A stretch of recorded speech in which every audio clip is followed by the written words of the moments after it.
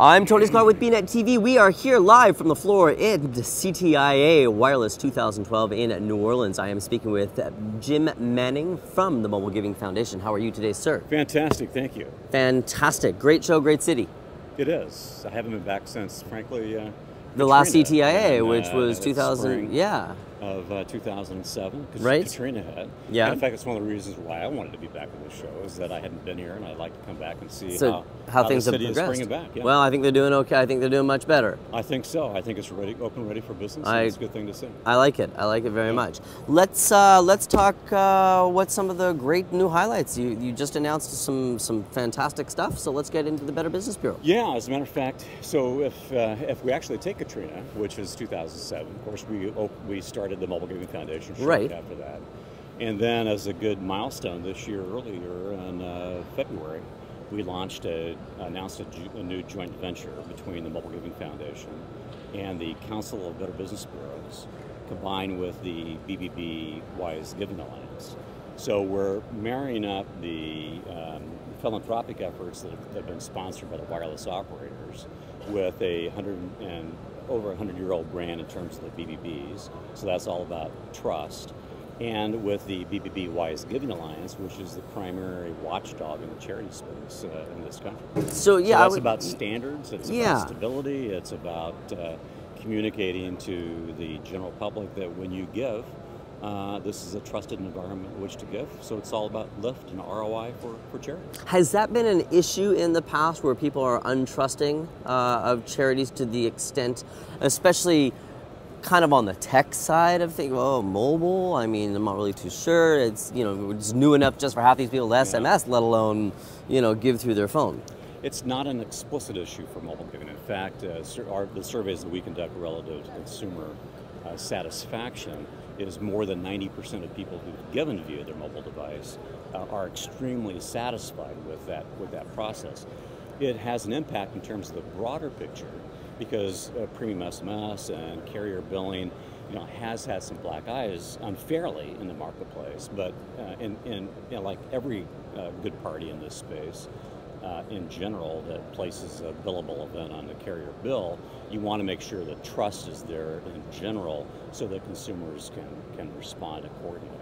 From our constituent standpoint, this is the charity's perspective. So we want the charities to feel more comfortable about spending dollars for promotion. And that's all about improving ROI for the charities. It's very much a mobile marketing engagement, right? So it's the same kind of brand considerations that the big brand, yeah. Let's continue on your path here. Yeah. You've got a lot of good announcements. So in addition to our new relationship with the BBB, now the BBB Mobile Giving Foundation, we also just entered into a great corporate sponsorship with Cineverse. So we are a part of Cineverse's corporate social responsibility initiative. They've done great work in sponsoring a variety of initiatives like Amber Alerts and Text for Babies. And now we're working with them, and they will then be working through us and supporting a variety of other charities. So we think this is one more example of how the industry can continue to step up, look for ways that it makes sense to engage their companies in their communities. And in Cineverse's case, they have a great relationship with the operators, not only across the United States and Canada, but also other countries around the world. So we appreciate what they're doing, their support to us, and we look forward to developing that partnership. This is a must-needed question, but I'm going to try to be careful on how I ask it. Is giving to your charity, or do you find that there has to be some sense of natural disaster or disaster in nature for people to ramp up the giving? No. Okay. What we find is you see that not because of the emergency, you see that because of the emotionality. Okay. So what you have to have is some sense of a relationship between an individual who wants to donate their time or their money and the cause, right? So there needs to be a passion, there needs to be a reason to give. But that's about emotionality. It's not about emergency. Okay. Emergency does get response, but so does equally a charity that has or a nonprofit that an individual donates to, and they have an opportunity to donate based on effective call to actions. Okay. Okay. I just want to make sure. I think our viewers need to understand that it's an ongoing process, right? It's an ongoing process. It's the same type of process that any brand looks at in terms of finding new customers, right, building engagement with those customers, and maintaining that engagement over a period of time. And the mobile channel provides the most effective medium to do that. And has that been some of the challenges that have existed within your portion of the ecosystem, where you're so like, if you okay, take a look at so we're tracking consumer behavior as consumers continue to expand their use of mobile away from messaging to apps, mobile web, and we are certainly looking at it from the standpoint of cause media, right, where mobile advertising kind of intersects and supports causes, right. But